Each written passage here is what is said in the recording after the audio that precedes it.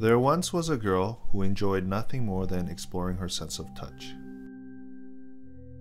She would run her hands over, through, against, around, amongst, between, in, out, and all about.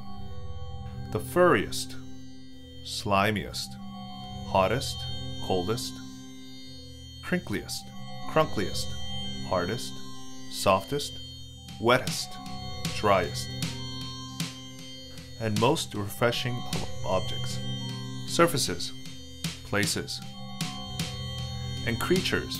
She could get her adventurous, inquisitive digits around. To her, there were no greater pleasures than letting her fingers take a stroll down the silky road laid by the moist, maculating slug,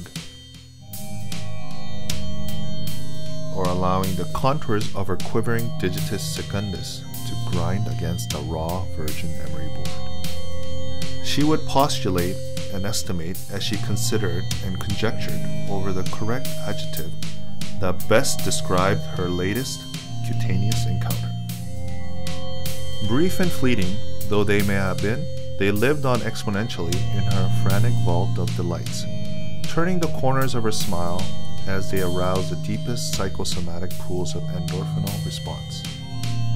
Then one day, the girl who loved to touch met the lady with no qualms.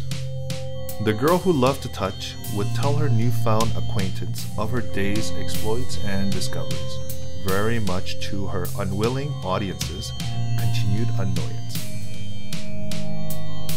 Although the girl's tactile sense was attuned to a level beyond equal, her ability to notice the effect upon her confidant's temperament was not so acute. If it was, she may have been able to avoid that fateful day when the lady with no qualms took it upon herself to end the girl's obsessive prattling in the most extreme manner. It wasn't that the lady with no qualms was inherently evil. She simply chose the first idea that came to mind. You see, as her name suggests, she simply had no qualms. Her wickedly precise plan was both cunning and meticulous. She decided she would lay an irresistible trap for our tactile adventurer and end the inconvenience she caused once and for all. Before the lady could execute her plan, she would need an object that the girl's nosy little fingers could not resist probing. That would pique her curiosity and capture her imagination.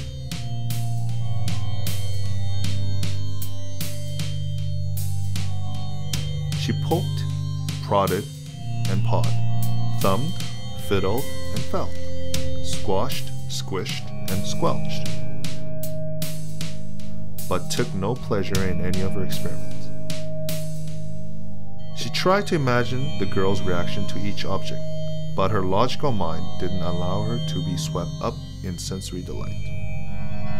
Determined to find that which would end the girl's unwanted recollections, the lady with no qualms sat and thought some more, not once worrying about the time, about what she could be doing, about where she should be, for she was the lady with no qualms. It began to grow dark. Without looking behind her, the lady with no qualms leaned back to rest.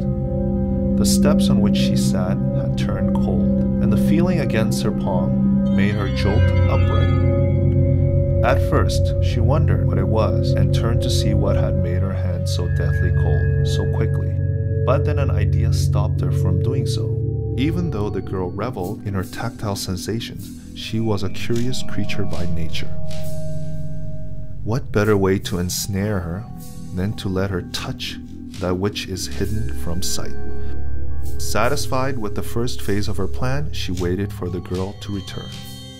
Upon the girl's arrival, the lady immediately asked her what she had been doing that day. The girl told her of the day's malleable highlights, which the lady patiently listened to, feigning interest at each insignificant triviality. When the girl who loved to touch finished recounting her latest dermal odyssey, the lady with no qualms told her she had brought a special treat, and that it was unlike anything she had ever touched before. What luck to have a friend such as you. Indeed. Feel inside.